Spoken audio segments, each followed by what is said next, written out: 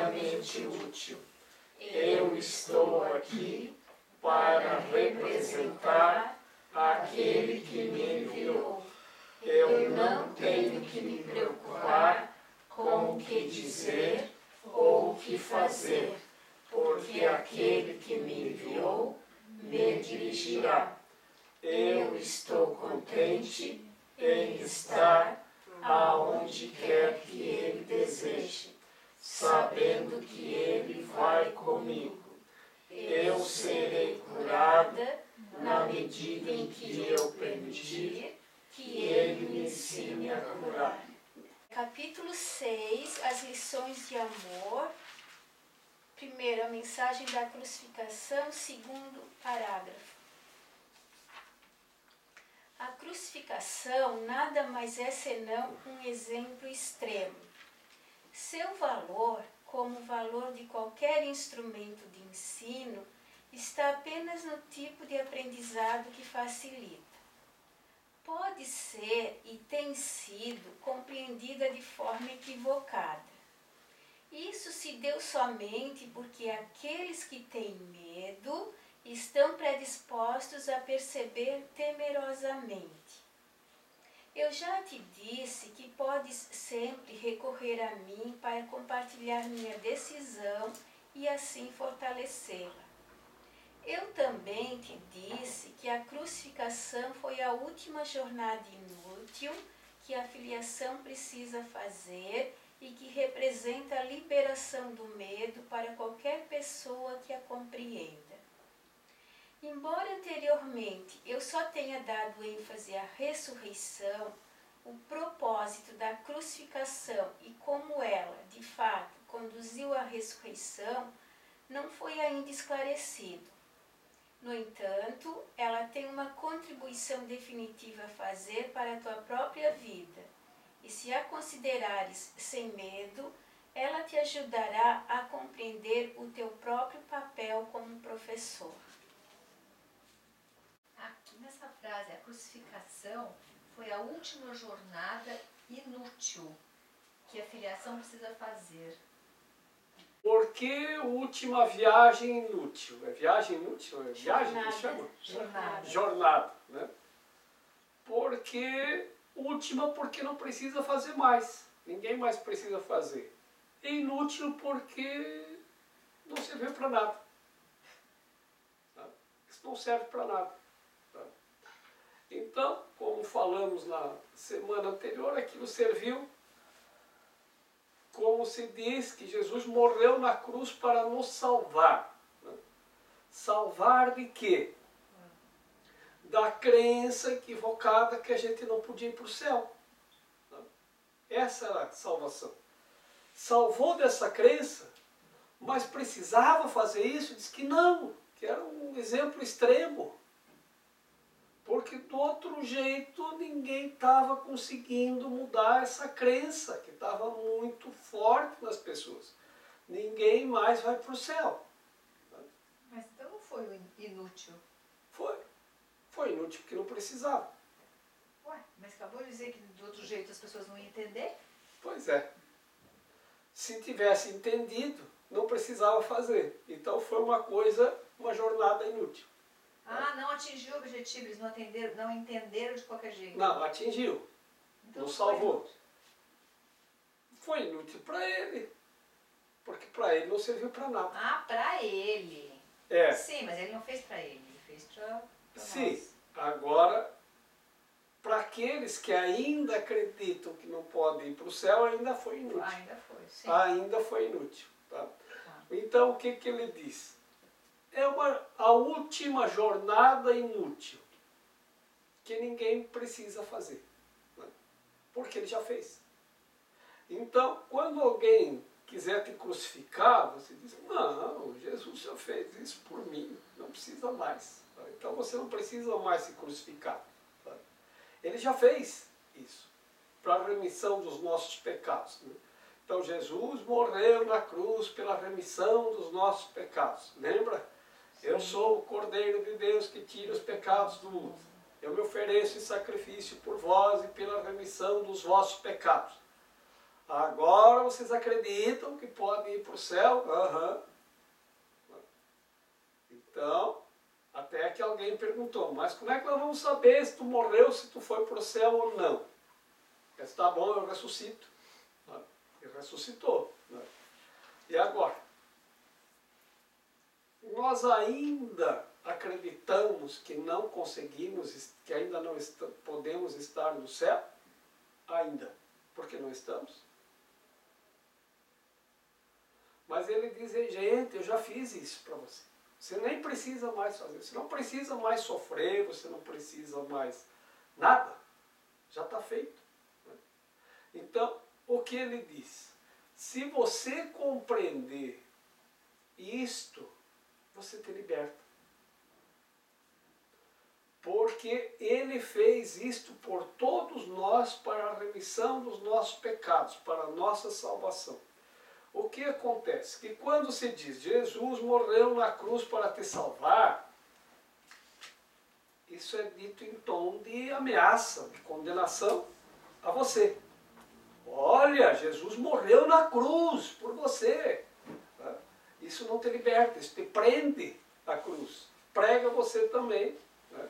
Você também tem que morrer na cruz agora, em compensação, para pagar o que ele fez por ti. Mas se você ainda acredita nisso, você acredita na crucificação, que esse é o caminho. E ele fez isso para mostrar que não precisa fazer isso. Então, nesse sentido, jornada inútil. É a última jornada inútil. Ninguém mais precisa se crucificar.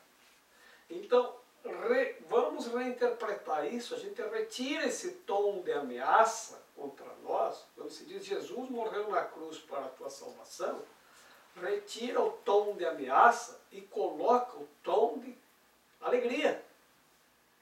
Nossa, ele fez isso para a nossa salvação. Agora eu compreendi a crucificação. Realmente foi uma jornada inútil, porque quando você entende, não precisava fazer isso, se eu tivesse compreendido. Então ele diz, é por isso que ele, ali tem um momento que está escrito ali, um exemplo extremo. Exemplo extremo que ele fala? É essas palavras? Extremo. Uhum. É. Crucificação nada mais é senão um exemplo extremo. Porque às vezes a gente tem que ir lá no extremo. Tá?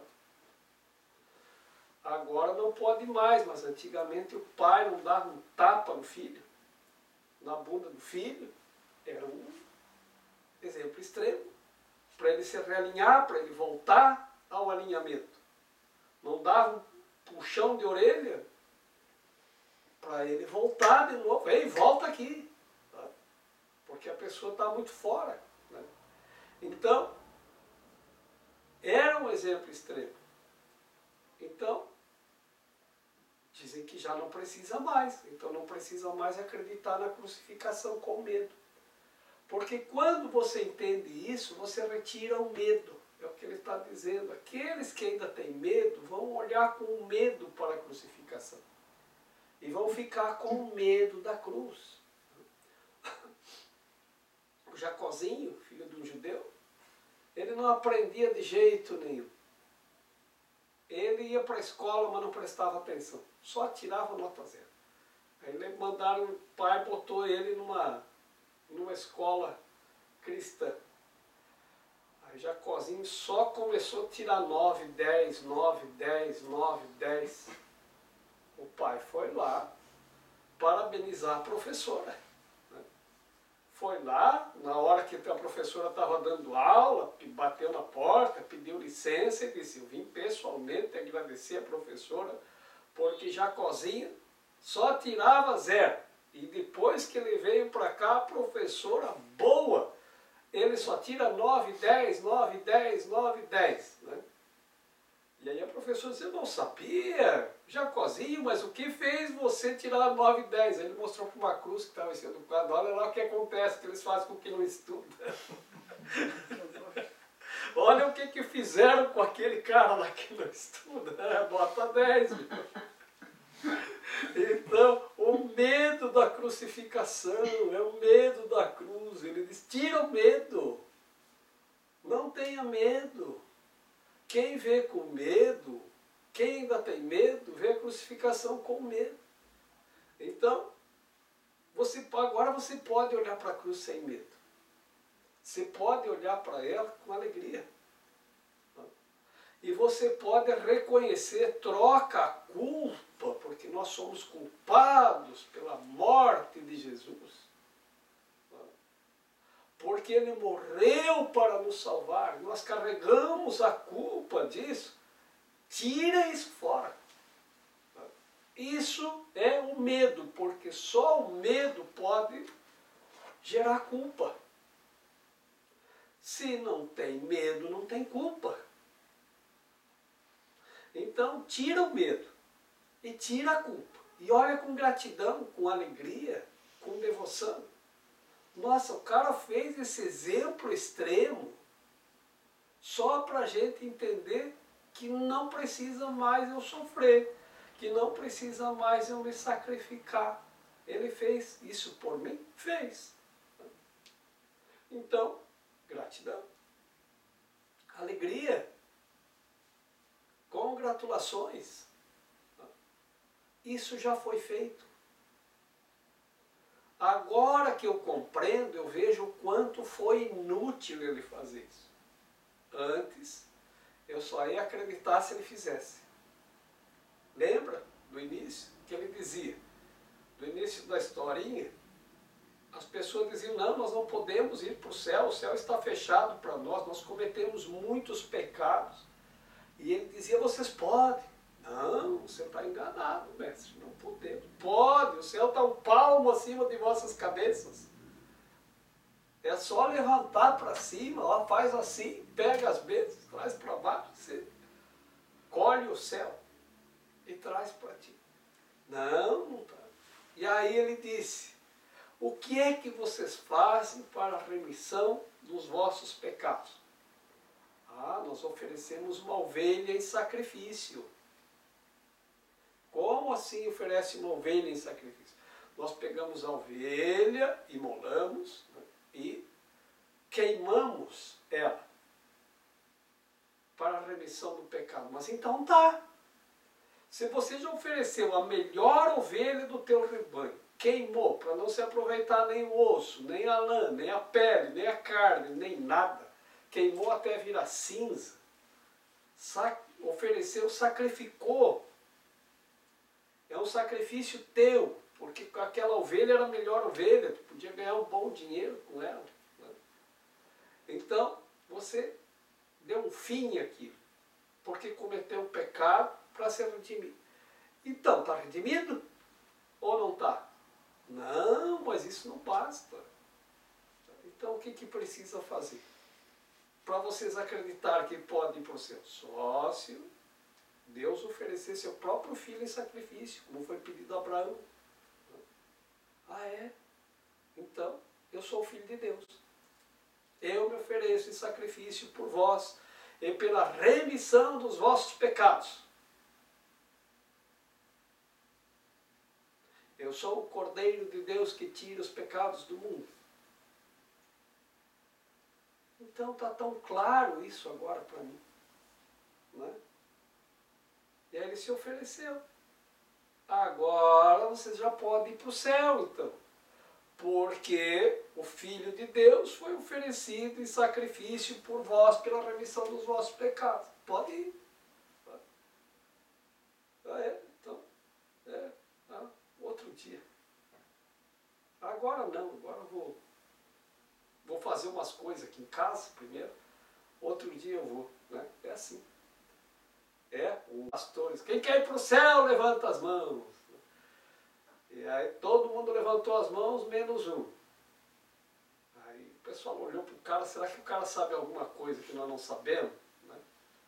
E olharam para o pastor e para o cara. E o pastor olhou para o cara e disse, vou falar de novo. Então vamos fazer de novo, né? Chegou bem perto do cara, pode ser que ele seja surdo. Chegou bem perto e gritou no ouvido do cara, quem quer ir para o céu, levanta as mãos. O cara botou a mão no bolso. Aí o pastor disse, mas meu filho, me diga uma coisa, você não quer ir para o céu quando morrer? Disse, bom, quando morrer eu quero, pensei que era agora eu não quero. E isso é outra coisa que nós temos uma crença equivocada. A gente acha que vai para o céu quando morrer. Não vai. Se você não vai agora, a morte não muda nada. A morte não significa nada. Ela nem existe. Então, o que você não faz aqui e agora, não é porque caiu um tijolo na tua cabeça e o corpo voltou ao pó, se iluminou e foi agora eu vou para o céu. Não vai. Por quê? Porque você não curou a tua mente. Então isso nós temos que fazer agora. E nós podemos entrar nesse estado do céu agora. E o que é esse estado do céu agora? Alegria, felicidade. Aprenda a entregar. Quando você tem um conflito e não consegue resolver, entrega, sabe? Vamos pedir uma ajuda aí para Jesus. O que ele acabou de dizer aí, que está escrito? Pode pedir ajuda para mim. Está escrito aí, não está? Compartilhar a minha decisão. Podes recorrer a mim para compartilhar a minha decisão e assim. Então, pode conversar. Pergunta para mim, compartilha a minha decisão. Outro dia nós estudamos, pensa como Deus pensa para pensar com Deus. Ele está repetindo isso. Pode recorrer a mim para compartilhar a minha decisão. Ele não vai errar. Quando a gente tenta fazer por nós mesmos, nós podemos errar. Mas quando a gente pede para ele, ele compartilha a decisão dele conosco. E aí as coisas vai ter que dar certo. E aí você tem certeza que é esse o caminho. Não importa se tem pedras no caminho, mas é o melhor caminho possível. E aí a gente vai. Ou também pode entender assim, é a última vez que se faz uma jornada inútil, né? Ninguém mais precisa fazer isso. Ninguém mais precisa oferecer sacrifício pela remissão dos pecados. E isso nós ainda fazemos. Continua fazendo isso. A gente faz uma coisa errada e oferece um sacrifício. Porque quando nós cometemos um pecado, que aqui chamamos de erro ou equívoco, também se chama por aí de karma, e não sei se tem outros nomes por aí também, tínhamos medo e culpa. E aí a gente oferece alguma coisa em sacrifício para a remissão daquele pecado. E o sacrifício, outra vez, é uma jornada inútil.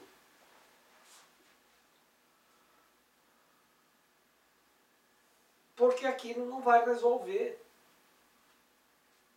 Então é assim, eu vou lá na Silvana e brigo com ela. E ofendo ela. Aí no outro dia eu disse, puxa vida, eu briguei com a Silvana, chamei ela de feia, né? Bom, quer saber? Eu vou mandar um presente para ela. Aí eu vou ali na loja, compro um presente e mando para ela. Sacrifiquei meu final de semana, gastei dinheiro com presente para mandar para a Silvana. Mandar um presente é um sacrifício inútil. Por quê? É uma jornada inútil oferecer alguma coisa em sacrifício. Eu ofereci o meu dinheiro em sacrifício, tá? Para comprar um presente, para mandar para a Silvana. Tá? Por que ele diz que o sacrifício é uma jornada inútil? Que eu não precisava fazer isso. O que eu tenho que fazer? Ir lá na Silvana e dizer, Silvana, eu vim pedir perdão.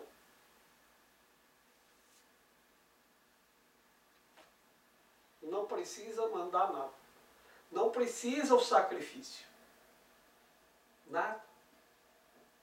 Então, o sacrifício é a última jornada inútil que temos que fazer.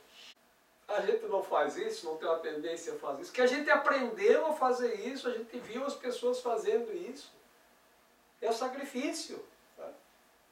Antigamente faziam isso com uma ovelha, sacrificavam uma ovelha. Agora eu sacrifico meu dinheiro para dar um presente para a pessoa que eu magoei. Não é isso que a pessoa quer. Aqui também pode entrar a promessa. Pode. Também é um sacrifício inútil. Que a gente aprende. Promessa também entra na mesma questão, porque você sacrifica alguma coisa. Eu me dei conta um dia, isso aprendi com a minha mãe. Quando a gente tinha lojinha ali na Rua Deodoro, era no 6º andar, e a gente via a torre da igrejinha de São Francisco, que fica mais abaixo depois da Felipe Schmidt. Eu acho que é São Francisco, aquela igrejinha ali, se não me engano. E ela estava na janela, ela já estava bem idosa, mas ela estava na janela. E aí deu meio-dia e bateu o sino. E ela disse, ah, olha, aqui dá para ver a torre da igreja, né? Ali as pessoas vão para pagar promessa. Ela me disse bem assim, que coisa inútil. Ah, ela mesmo. Ela falou. E aí eu disse, inútil, porque promessa é dívida. Né? Eu mesmo tinha uma promessa atravessada na minha garganta, né? Quase 20 anos. Eu lembrei disso, né? Uma vez uma pessoa me prometeu uma coisa e eu viajei. E quando eu cheguei lá, a pessoa disse, não, eu mudei de ideia, agora não vai dar. Né? Eu tive um gasto, fiz uma viagem em função daquilo. E aí eu fiquei muito chateado. E aquilo eu não tinha perdoado, né? Porque aquilo ainda estava atravessado. Eu digo, não, promessa é dívida. Porque a dívida fica. Então, no meu sistema de crença, aquela pessoa ficou me devendo essa. Essa ele ficou me devendo. E eu não tinha perdoado.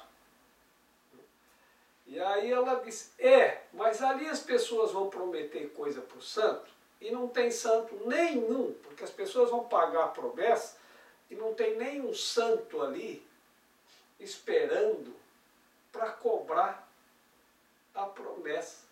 Não tem nenhum santo cobrando coisa nenhuma.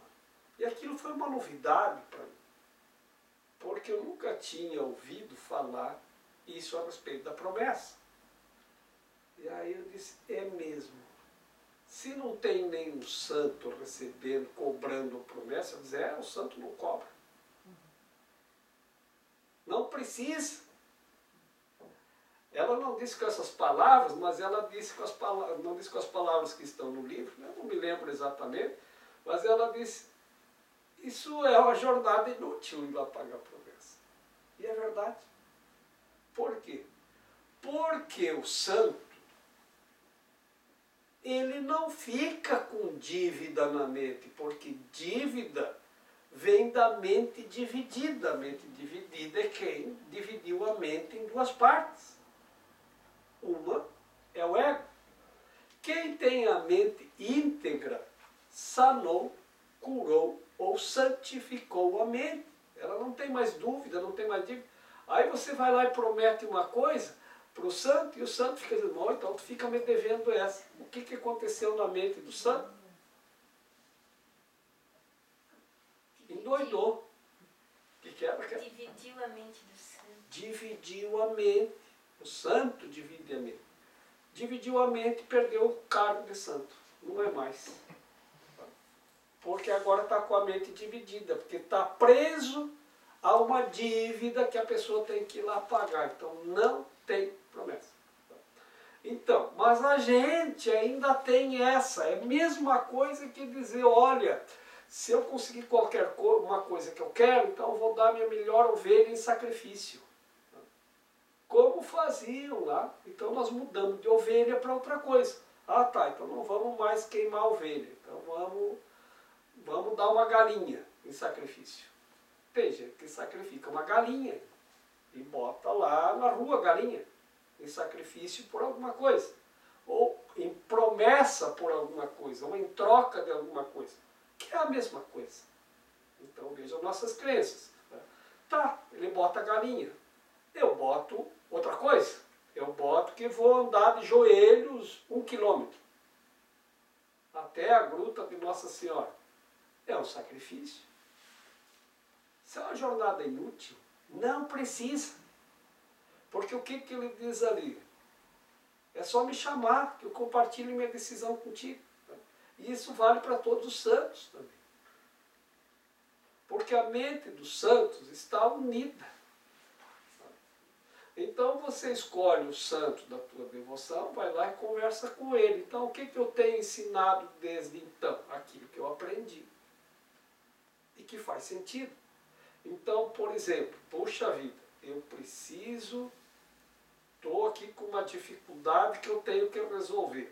Eu vou lá no santo da minha devoção e digo, olha, se eu conseguir resolver isso, eu prometo que vou para Cancún e fico 4 dias num hotel de frente para a praia, de papo pro ar. Com tudo do bom e do melhor. Na verdade, não precisa prometer nada. Mas é melhor prometer uma coisa boa para mim do que um sacrifício. Pelo menos isso eu levei vantagem, estou interpretando a meu favor, não contra mim. Porque é assim que nós interpretamos equivocadamente. É a mesma coisa, oferecer um sacrifício. Não precisa. Basta pedir, não precisa sacrificar mais nada. Então essa ideia de sacrifício nesse sentido, de sacrificar alguma coisa em troca de outra, isso é a última jornada inútil. Quando você comete um erro, faz a expiação, expiar é desfazer, vai lá e desfaz. Né? Se é isso. Né? Vai lá e desfaz. Tá? Agora, não adianta oferecer outra coisa em sacrifício. Você tem que consertar aquele erro que tu cometeu. Tá? Se magoou a pessoa, vai lá e conversa com ela. Desfaz o conflito. Vai reconciliar-te com o teu irmão. Jesus fez muitas curas. Né? Os milagres de Jesus. Né? Que nós dizemos que ele fazia reiki. Agora, nós temos alguns casos relatados. Necessariamente não todos. E temos alguns que ele não curou. Que ele pegou a pessoa e disse, olha, você vai ter que ir reconciliar com o teu irmão. A cura depende de... O teu mal é esse. E não curou a pessoa. Então, quando ele diz, vai reconciliar-te primeiro com o teu irmão, é o que nós chamamos aqui expiação. Expiar é desfazer o conflito. Enquanto você não se reconciliar, você não cura aquilo na tua mente. Então, a reconciliação é o que aqui nós chamamos de expiação. Então, vale para promessa e vale para equívoco. Qualquer erro, equívoco, pecado, karma, então você vai lá e resolve, reconcilia, reajusta.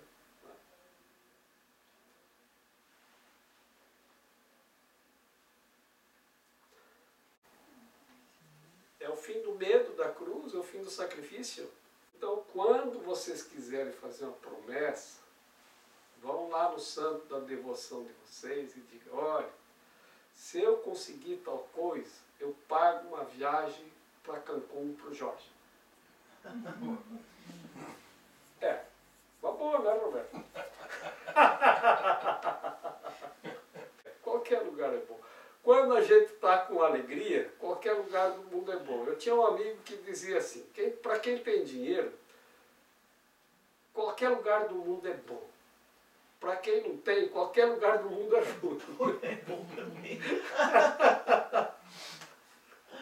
Então, é assim. Agora nós vamos adaptar isso e dizer isso porque ele tinha, né? Agora é assim. Nós vamos adaptar isso para o nível da mente, não para o nível físico, né? Então, para quem tem alegria, qualquer lugar do mundo é bom. Para quem não tem, Cancún é ruim, Paris é, qualquer lugar do mundo é ruim. A pessoa vai lá e fica de cara amarrada, não está feliz. Então, para quem tem alegria, nossa, qualquer... No Rio Grande do Sul tinha um dito popular que fala assim: qualquer prazer me diverte. Não é assim, Cristo? Qualquer prazer me diverte. O que quer dizer isso, né? Qualquer coisa me dá alegria. Eu tenho uma amiga que diz assim: se for para Biguaçu eu já estou feliz. Qualquer coisa me deixa feliz. Então tá bom. É assim que nós temos que pensar.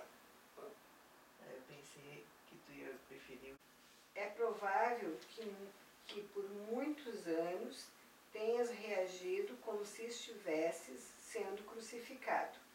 Essa é uma tendência marcante dos separados, que sempre se recusam a considerar o que têm feito a si mesmos. Projeção significa raiva. Raiva fomenta agressão.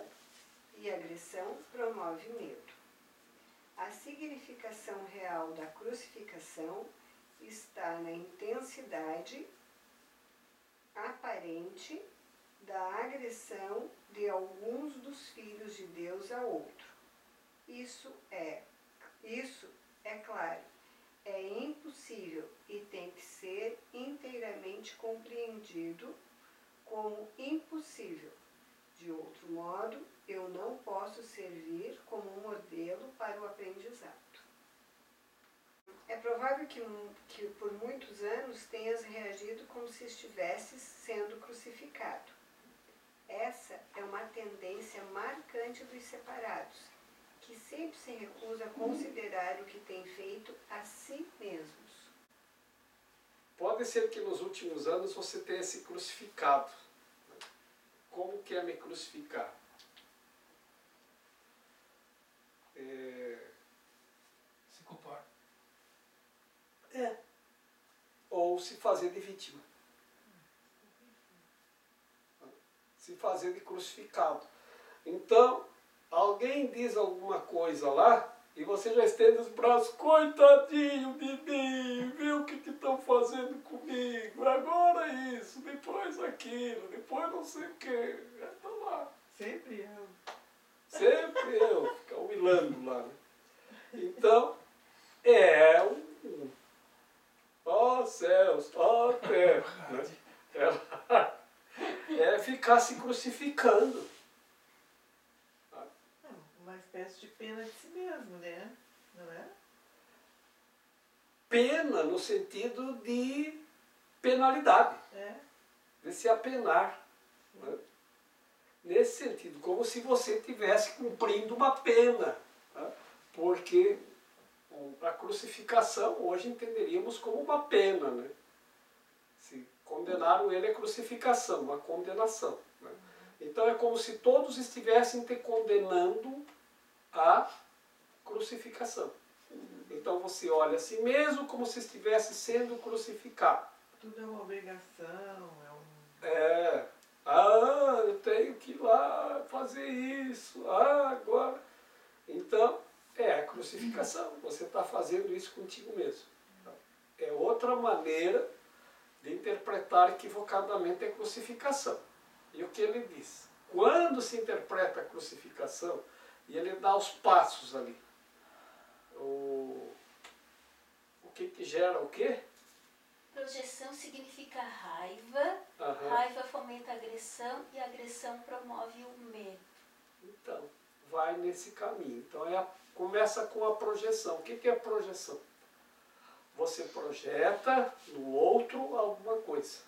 O outro é mal. O outro, e aí como o outro é mal, ele faz mal a você. E aí você projeta isso. A projeção provoca raiva, é isso? Eu fico com raiva do outro, Uhum. depois eu vou agredir o outro e depois eu vou ficar com medo porque ele pode me agredir também. Isso. Então a projeção provoca raiva. eu fico com raiva do outro, porque o outro é mau. Aí a raiva Fomenta agressão. fomenta a agressão. Eu vou lá e vou quebrar a cabeça desse cara. Depois que a gente faz a agressão, a gente fica com medo. Então, essa crença, ela é a crença da crucificação. É só vocês verem quando tem essas atividades políticas, né, daquelas pessoas que são mais extremistas. Né? O que elas fazem? Elas projetam que o outro é que é o causador de todos os males, né? E aí ele fica com raiva do outro, aí com raiva ele vai lá para agredir o outro, e aí depois ele fica com medo porque ele agrediu o outro, fez uma coisa errada. E aí ele se crucifica. Por quê? Com medo de que o outro possa me penalizar, eu mesmo me penalizo. E aí eu fico, coitadinho de mim, eu estou doente. Né? Coitadinho de mim, eu não estou bem. Né? Então, a via dolorosa que atravessamos a caminho da crucificação, né? É assim. É nesse caminho que a gente vai caminhando. Então, exemplos para isso não faltam. Ele diz, isso é acreditar que alguém pode agredir alguém. Isso é impossível. E você tem que acreditar que isso é impossível, senão não vai aprender a lição. Ninguém pode agredir você.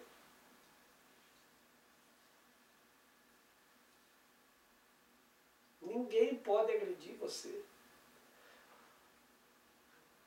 O Gandhi deu um exemplo de libertação e libertou a Índia. Ele dizia, ninguém pode agredir você.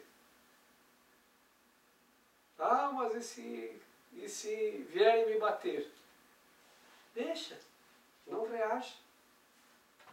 Ninguém pode agredir você. Então, o ensinamento oriental ele fala mais ou menos nesses termos. E Jesus também fala. Tá? Ninguém pode agredir você. Mas e se a pessoa me bater? O que Jesus mandou fazer? Outra face. A outra face. E o que é a outra face? Devolver com amor. A outra face. Se a pessoa bate em você, ela está projetando a raiva dela. Tá? É bem esse exemplo. A pessoa acha que o outro é a causa de todos os males, fica com raiva, agride o outro e depois fica com medo. Tá? Então, se a pessoa vem te agredir, é porque ele está nesse estado insano. Tá? Ele acha que eu sou a causa dos males dele, tá? Ele está com raiva de mim, ele vem me agredir. E depois ele vai ficar com muito medo. Tá? Então o que eu faço? Prendo ele no medo? Me batendo? Isso não vai ficar assim.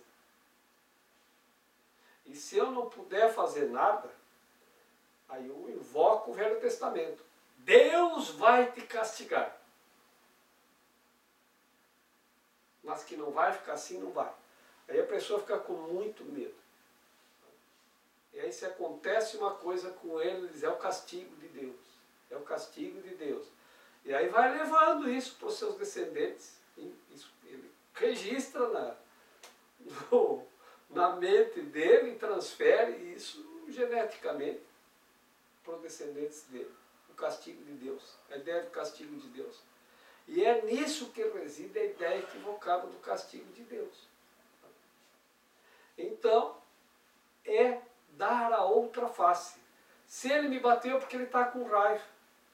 O outro lado da raiva é o amor. Essa é a outra face. Essa é a outra face. Isso é dar a outra face. Não é o que o Gandhi ensinou? a mesma coisa que Jesus ensinou anteriormente. Tá? Porque o Gandhi falava da invasão dos ingleses. E Jesus falava da invasão dos romanos. Porque toda aquela região do Egito estava sob domínio de Roma. Os romanos tinham ocupado o Egito e toda aquela região. E eles agrediam as pessoas. E aí as pessoas aceitavam a raiva e a projeção, porque acreditavam que o outro podia te agredir. Se você parar de acreditar nisso, como Jesus disse, e mostrar a outra face, como Gandhi depois ensinou também, e mostrar a outra face, ou como vem lá do taoísmo também, a não reação. Tá? Então, a gente está cheio de exemplos. E Jesus deixou isso para a gente, que a gente esquece.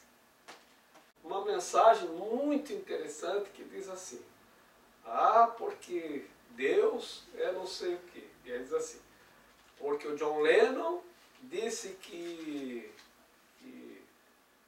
não precisava de Deus, e uns dias depois, um fã matou ele. Como é que fala quando solta um navio no mar, quando faz Batismo. Zarpar?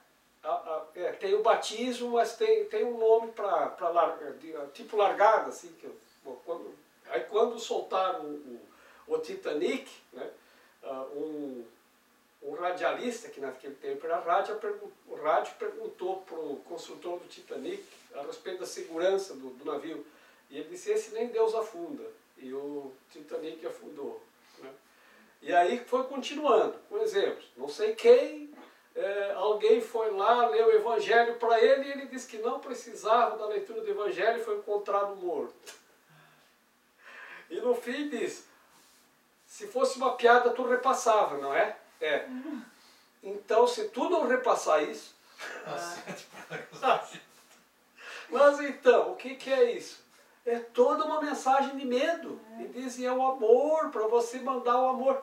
Então você vê como essas mensagens de medo, se a gente não tiver discernimento, a gente pensa que isso é amor. Isso é um medo de Deus, né? É como se Deus estivesse castigando cada um que falou uma coisa. Isso pra mim é horrível, eu achei. É horrível. Jesus derramar o sangue sobre o Brasil. Então o medo realmente ele é tão intenso e ele vem, e o ego ele dá uma maquiada no medo. Né? Então é como aquelas correntes que se faziam antigamente, se você não repassar alguma coisa ruim vai acontecer contigo. Né? E isso vem embutido naquela mensagem. Lá que fulano de tal disse que não ia repassar a mensagem e depois morreu. Né? Sempre acontece uma coisa ruim. Né? Então tinha aquelas correntes. Né? É tipo uma pirâmide, antigamente se chamava corrente. Isso aí é assim. Sempre se pregava o medo. Tá? Aquilo era uma coisa do medo.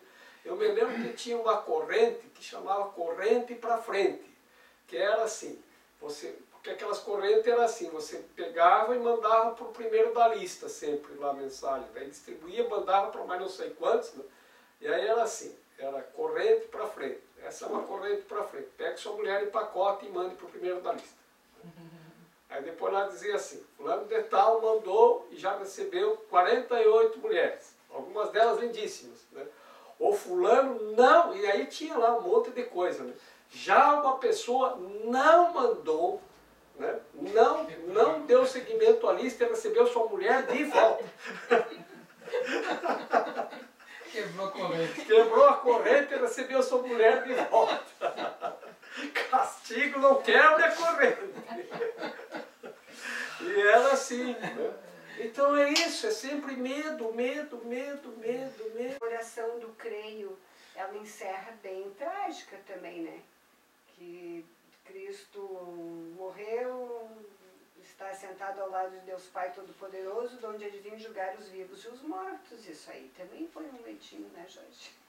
Foi, por isso. Né? Então, que é a oração mais poderosa para o exorcismo, né? A oração do creio, E ele encerra dessa forma. Eu lembro que minha avó rezava, eu chegava a estremecer, porque ela era muito devota da oração do creio. Agora o que acontece? É como você interpreta. E o que ele está dizendo para a gente aqui? Em algumas semanas anteriores, ele já disse, você tem que reinterpretar as imagens, Sim. tem que reinterpretar as crenças, tem que reinterpretar os teus pensamentos, tem que reinterpretar a si mesmo. Né? E agora ele está mostrando, então vamos reinterpretar a crucificação. E aquele medo da cruz agora foi embora. Então o que acontece? E do sacrifício também. Então você não precisa mais sacrificar nada. Nada, nada, nada. Então é a última jornada inútil. E agora, essa oração do creio, se você reinterpretar, você vai ver que não tem medo.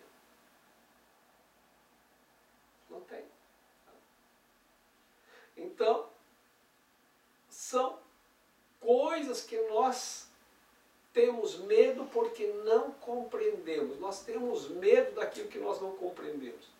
Então, por isso que nós temos medo de ir para um lugar onde a gente nunca foi. A maioria das pessoas tem muito medo. Tá? Tem muito medo. Então, você pega, tem pessoas que têm medo de viajar, por exemplo. Ah, eu vou para Roma, mas tu vai sozinho? Tu não tem medo? Não. Tá bom. Bom, agora eu vou para o Líbano. Mas para o Líbano, você não tem medo? Não. Você vai para a Índia sozinho? Vou. Você não tem medo de ir sozinho? Eu tinha medo de ir para a Índia. Mas depois que apareceu aquela novela Caminho das Índias, vocês lembram? Que eu descobri que todo mundo lá falava português. Eu fui.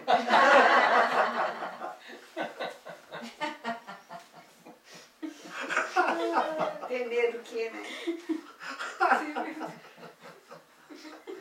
Que passava a novela Caminho das Índias, todo mundo falava português, aí eu fui. Chegou lá e falaram, me enganaram.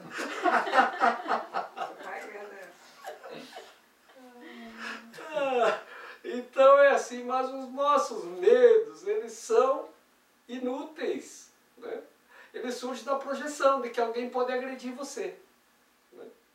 E isso, enquanto você não desfizer essa crença, porque é impossível alguém agredir você. Lê o final aí de novo.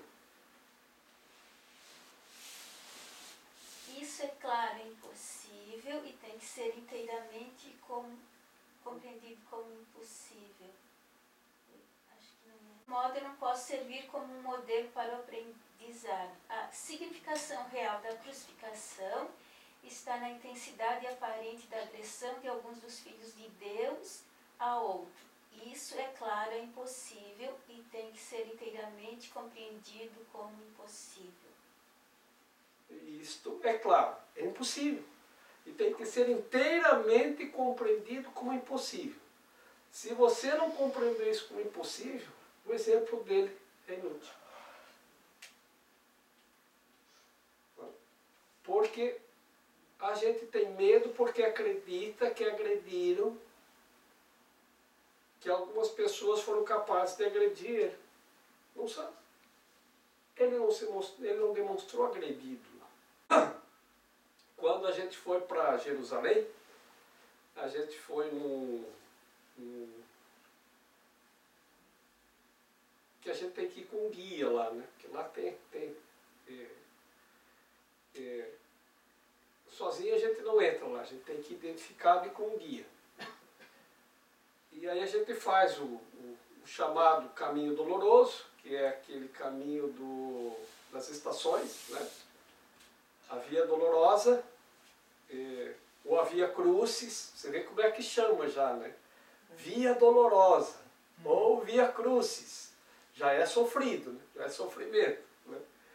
E aí, depois passa lá no Santo Sepulcro, depois passa no Muro das Lamentações, aquela coisa toda. Mas aí, nós fomos lá numa agência, e na agência foram mais pessoas, porque daí vai o guia com o grupo. Né? E aí, o guia que levou o grupo, com nós tinha, acho que colombianas ou venezuelanas, Raquel? Colombianas. 2 colombianas estavam juntas. Quando chegou na primeira estação, elas se jogaram no chão e começaram a chorar. Ah! Mas assim, abriram o berreiro, todo mundo ficou olhando. O guia falou, senhoras, se recomponham, por favor, aqui não é lugar para fazer escândalo. Mas aonde chegavam, elas queriam fazer um escândalo. E aí faziam aquele escândalo e era uma coisa que não fazia sentido. Né? Ah, porque aqui Jesus sofreu, porque aqui Jesus não sei o quê. Né? Aonde passava, elas queriam chorar um monte. Né? Então, por quê? Porque entende com medo, com dor e como sacrifício, como alguma coisa que alguém pode agredir alguém. Não foi agressão, não teve nada. Ele não demonstrou agressão em nenhum momento. Ele não reagiu. Ele não se sentiu agredido. Ele deu a outra face o tempo inteiro. Isso foi uma lição de amor, de dar a outra face. Você quer um exemplo mais extremo do que o exemplo que ele deu de passar todo esse e sempre deu a outra face. Em nenhum momento ele sentiu agressão. Em nenhum momento ele se colocou como crucificado. Oh, vê o que estão fazendo comigo. Em nenhum momento ele se crucificou. Em nenhum momento ele sentiu agressão. Sempre mostrou a outra face. Acho que até estou antecipando alguns parágrafos. Você quer uma lição de amor maior que isso? Essa é a compreensão. Agora, isso que tu está passando é mais ou é menos?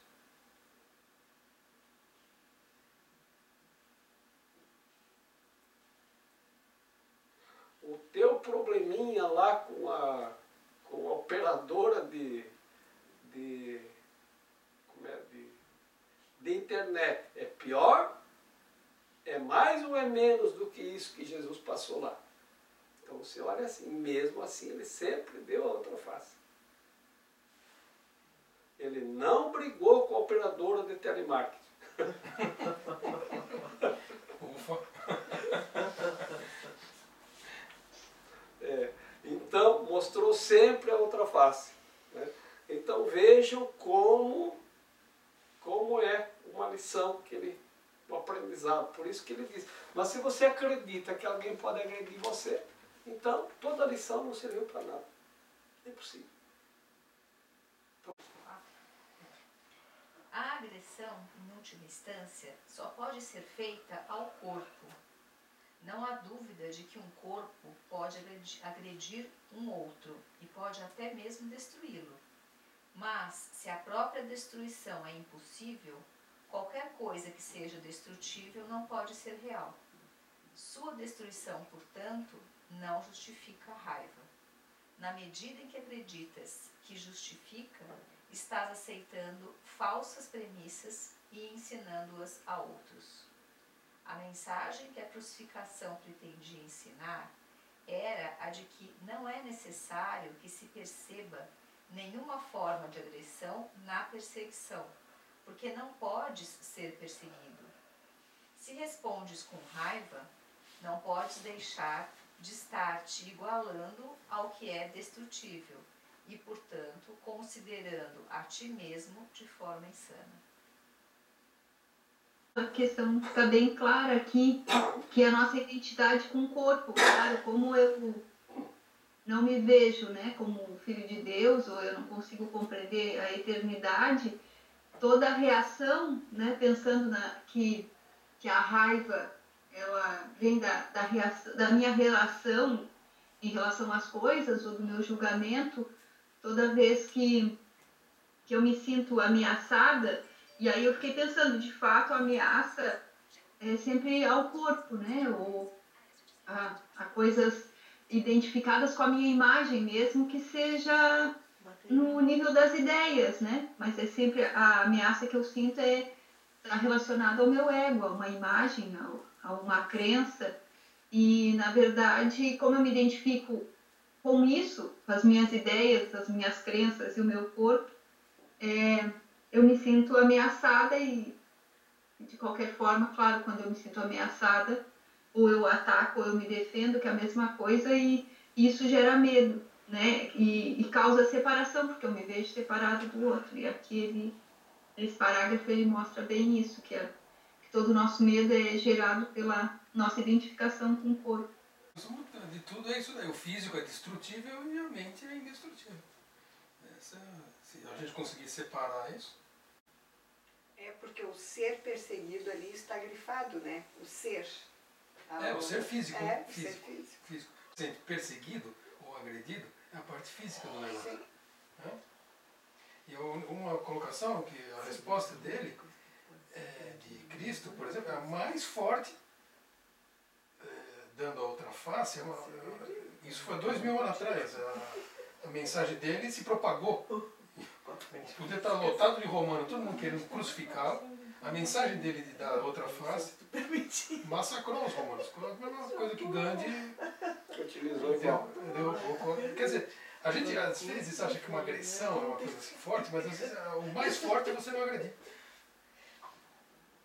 Diz aqui que tudo que nós ligamos à ideia de que pode ser destruído. E como nada pode ser destruído, porque o corpo pode ser destruído, afinal? Não. O que acontece com o corpo? Volta um pouco. Volta ao pó. Então você não destruiu. Não se perde. Aqui nada se perde, tudo se transforma. Se se transforma, nem isso é possível destruir. Então veja como nossa ideia a respeito do que pode ser destruído é que faz a gente ter crenças equivocadas. Então, se nada pode ser destruído, então nem mesmo os corpos são destruídos. E a mente menos. A mente mesmo é que não vai ser destruída nunca. Então por que nós temos medo? Porque nós acreditamos na destruição. Porque nós acreditamos na agressão. A gente é cagado mesmo. Oi? O que é? Nada. Não ouvi. Não falei. Pensou igualzão. Então, é assim. Tá? Então é isso que ele está dizendo, né? Não tem que ter medo de nada. Tá? Mas a gente chama instinto de preservação, né? Então, na verdade, isso tudo nos prende a um sistema de crenças equivocado. A uma crença equivocada de que algo pode ser destruído. O nosso status, as nossas ideias, aquilo que conquistamos.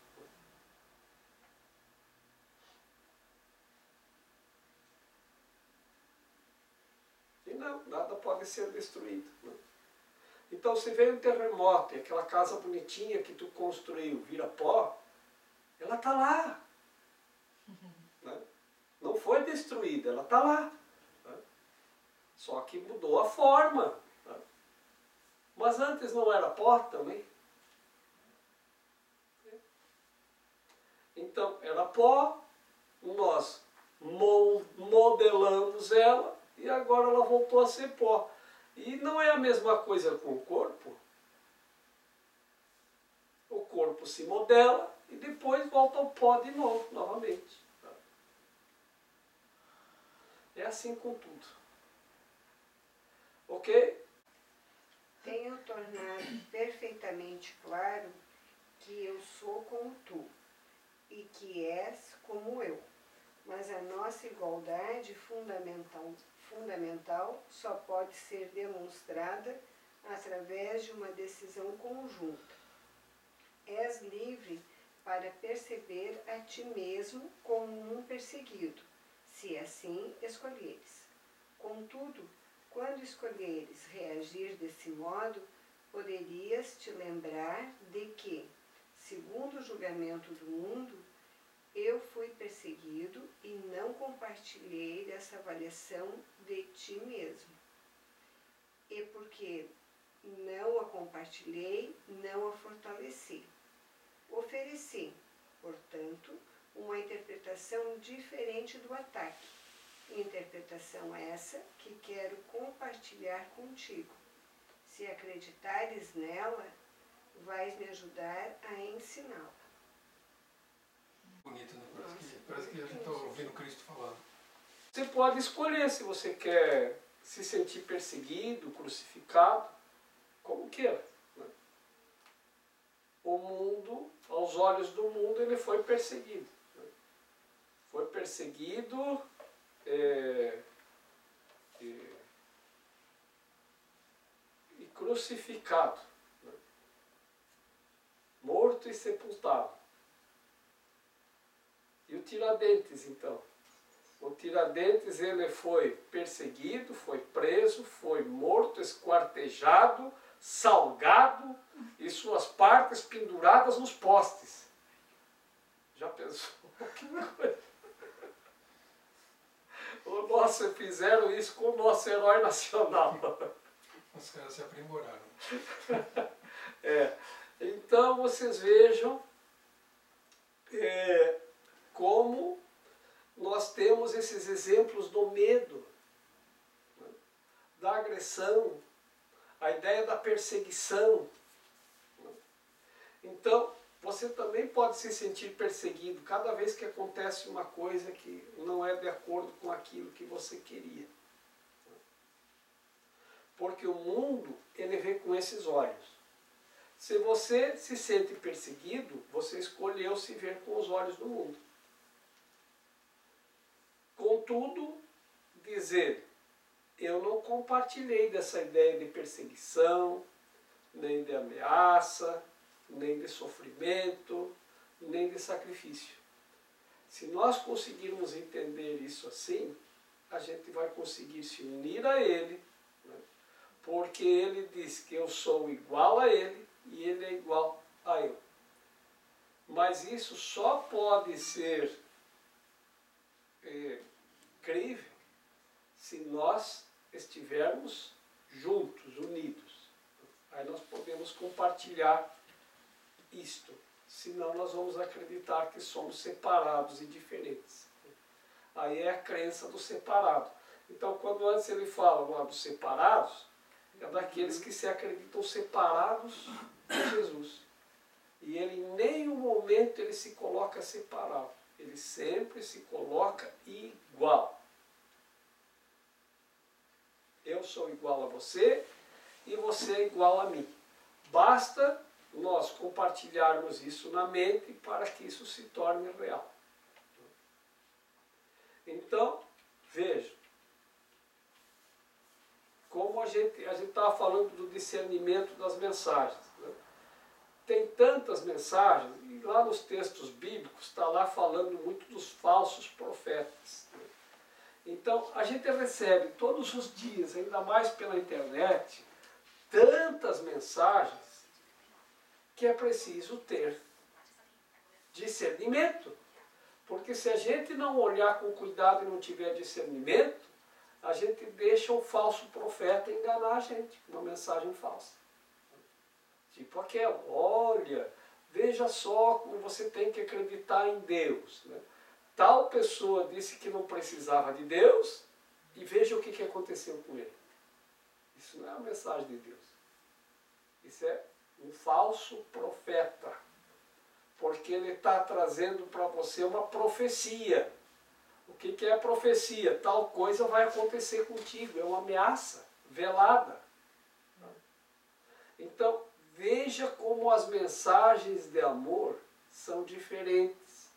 Por isso que as pessoas vêm aqui e dizem, olha Jorge, porque lá eu li na internet que um ser muito elevado, canalizado, comunicou a mensagem para o mundo de que vocês, seres humanos, que ele veio para nos ajudar, porque nós somos muito pequenininhos, muito ignorantes, e vai acontecer uma grande catástrofe, né? E aí ele vai vir aqui para nos ajudar. Eu digo, joga fora, é falso. Não, Jorge, mas é uma coisa canalizada. Eu digo, é falso. Por que que a gente tem esse discernimento? Começa assim, quando alguém olha para ti, você pequenininho que está aí, já não é de Deus. Vê como é a mensagem de Jesus. Eu sou igual a você e você é igual a ele. Em nenhum momento se coloca superior.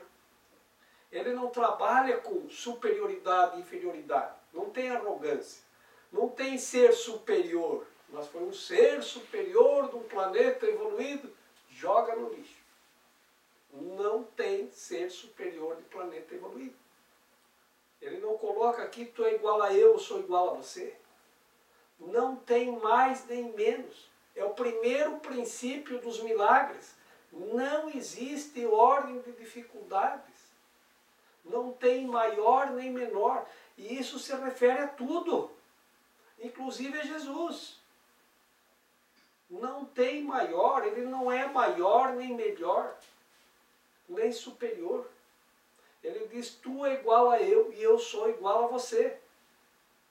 Não existe diferença. É o primeiro princípio. Isso não se refere só a milagre. Ah, porque tem um milagre maior, outro menor. E isso se espraia para todas as situações. Não tem ninguém maior, não tem ninguém melhor, não tem ninguém menor, não tem ninguém pior. É assim que nós temos que ver, meu irmão. Porque é assim que Jesus se coloca. Então qualquer mensagem que vier diferente é falsa. É um falso profeta. Então assim nós vamos começar a adquirir discernimento.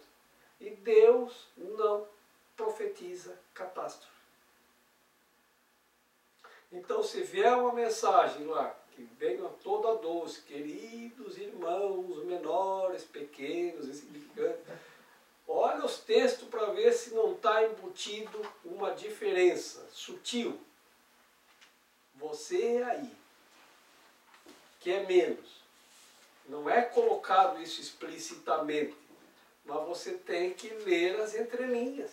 Leia o texto e veja. Se coloca a diferença, não é. Não é. Não é. Então, é o falso profeta. E eles enganam as pessoas. Porque parece que você está salvando o mundo. Parece que quando você repassa aquela mensagem, você está enviando a mensagem da salvação. Você vai salvar outras pessoas porque elas vão acreditar por medo. Mas Deus não é medo. Então você faz a pessoa acreditar no medo e diz que o medo é Deus. Ou que Deus é medo. Ou que você tem que ter medo de Deus. Você coloca Deus como sendo uma coisa a qual você tem que temer e tem que ter medo. Então Deus não é Deus do amor, é Deus do medo esse. Então veja como isso é falso. Veja como é uma falsa profecia. E se você não prestar atenção, você acha que está salvando o mundo. Você está espalhando medo no mundo. Você está contribuindo para espalhar o medo. Por isso que ele diz aqui, se você unir tua mente comigo, e se você entender essa coisa, que não é para ter medo, aí você vai me ajudar a compartilhar a mensagem do amor. E não a do medo. Os falsos profetas são aqueles que espalham a mensagem do medo. Vira e mexe, agora vai acontecer uma coisa. Pronto, entrou no medo. Às vezes começa com uma coisa toda cheia de palavras de queridos irmãos, lindos irmãos, bonitos irmãos, e daqui um pouco vem lá a mensagem de que agora vai acontecer uma tragédia. Se prepara. Isso é medo, isso não é amor. Então, temos que ter discernimento. Tudo que coloca medo, tudo que não é extremamente amoroso, não vem de Deus e não me serve. Não me serve. Isto não serve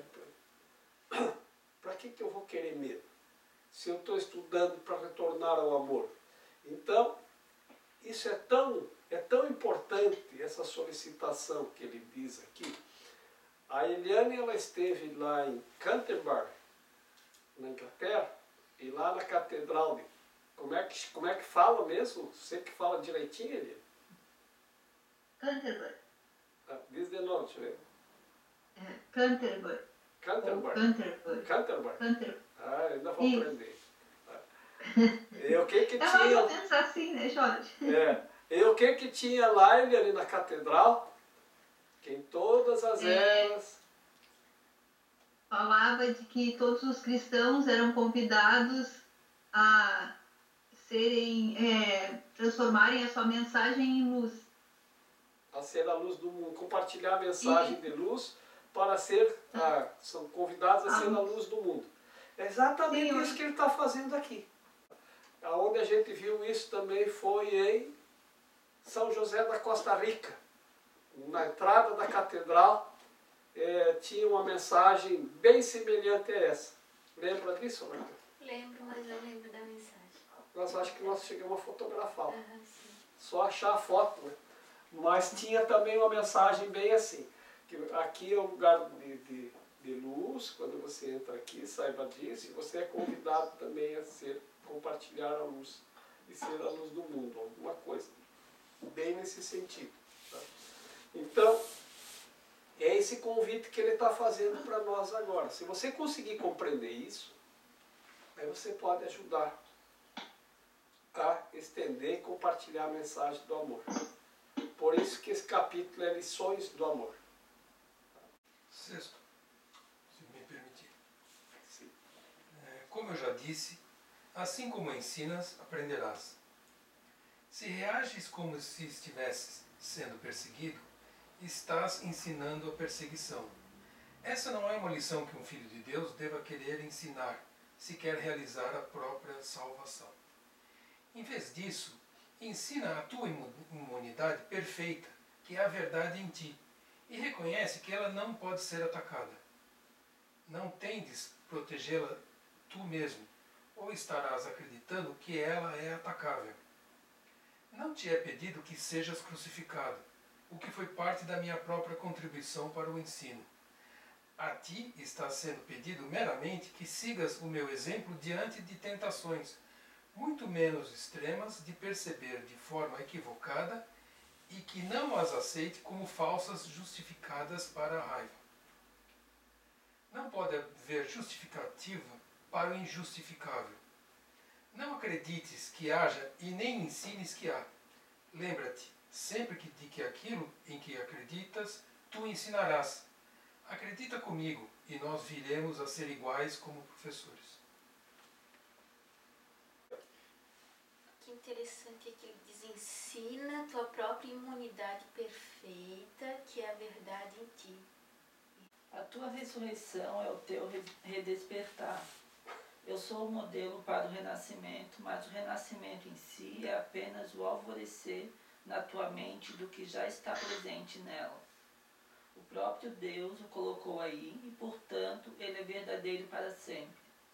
Eu acreditei nele e, por conseguinte, aceitei-o como verdadeiro para mim. Ajuda-me a ensiná-lo aos nossos irmãos em nome do reino de Deus. Mas antes acredites que é verdadeiro para ti, ou estarás ensinando erroneamente. Meus irmãos dormiram durante a assim chamada agonia no jardim, mas eu não poderia ter tido raiva porque sabia que não poderia ser abandonado. Lembra aquela história da Bíblia lá do Jardim das Oliveiras? Não. Que ele ficou em vigília, que antes que Jesus já estava lá em Jerusalém, né? Ele fez todo aquele caminho, estava lá em Jerusalém, no Jardim das Oliveiras. Quando tem aquela história do afaste de mim este cálice, Sim. pois é, aconteceu no Jardim das Oliveiras. Né? Tá. E dizem que Jesus pediu para os apóstolos ficarem em vigília, para a equipe dos 12 lá ficarem em vigília, e eles dormiram. E ele acordou com muita raiva. Eu não mandei vocês ficarem vigiando, vocês dormiram. Né?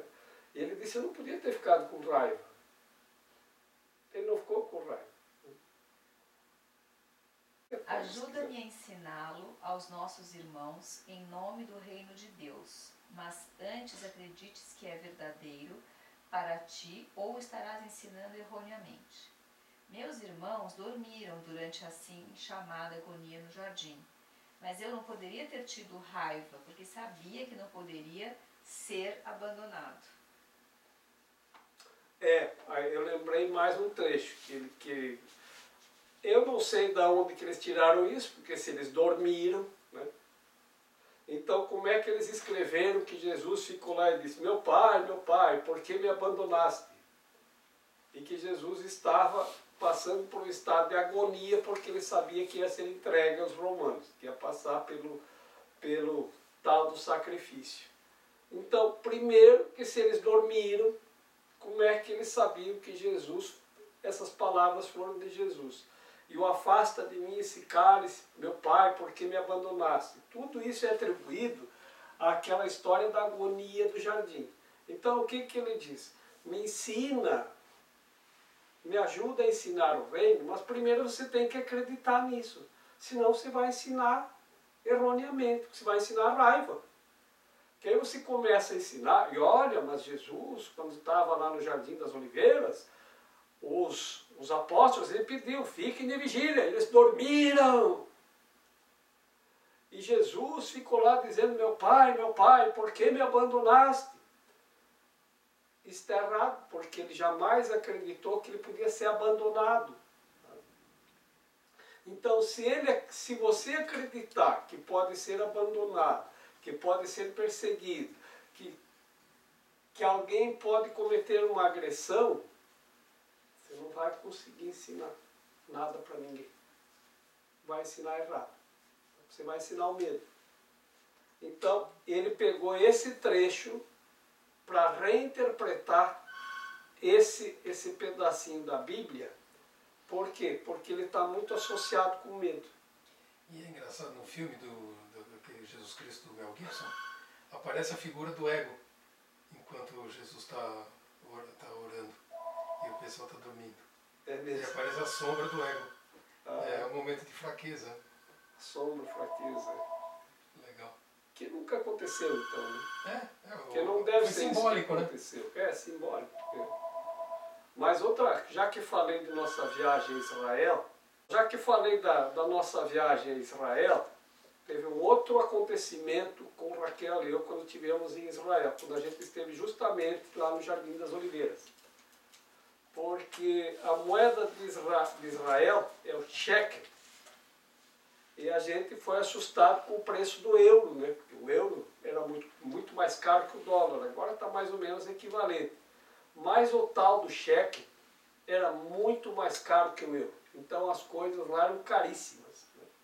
E aí nós estávamos passando lá pelo Jardim das Oliveiras, e lá tinha um estabelecimento comercial, assim, de alimentos e bebidas, assim, tipo, vamos dizer, um restaurante, alguma coisa assim.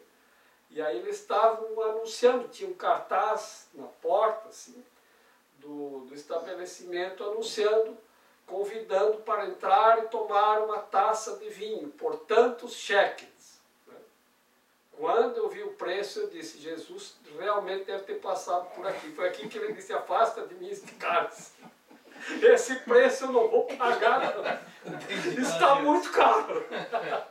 Esse é um preço muito alto. Afasta de mim este cálice, Pai. Era um preço para nós exorbitante. O preço do cálice de vinho. Então vocês veem como...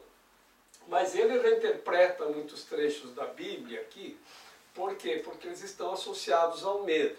Mas ele diz, se ainda tem no Novo Testamento algumas passagens que podem associar a medo, porque os apóstolos, os que escreveram, relataram os acontecimentos, eles estavam com medo. Então, quando eles se deram conta que dormiram, enquanto o mestre pediu para eles vigiarem, eles ficaram com medo. Ficaram com medo que o mestre poderia reagir com raiva. E aí viajou, escreveu, olha, a gente dormiu. E o cara perguntou, eu não disse para vocês ficarem vigiando e vocês dormiram? A pessoa com medo, ela já, como é que é o processo que acontece ali? Ele disse no parágrafo anterior, projetou que Jesus poderia ficar com raiva, então da projeção vem a raiva, projetou a reação de Jesus, da projeção vem a raiva, da raiva vem a agressão, da agressão vem o medo. Então eles estavam com medo, eles já estavam na última fase do processo que projetaram que Jesus podia reagir ou agredi-los, porque pediu, vocês fiquem vigiando, eles dormiram, estavam cansados e dormiram todos. Então perceberam como acontece? Quando Jesus acordou e chamou eles, dormiram aí, turma, pegaram o sono, eles já acordaram com medo, porque no instante eles fizeram a projeção. A projeção gera raiva, a raiva a agressão o medo. Então eles projetaram que Jesus poderia ter ficado com raiva. Eles, eu nunca poderia ter ficado com raiva.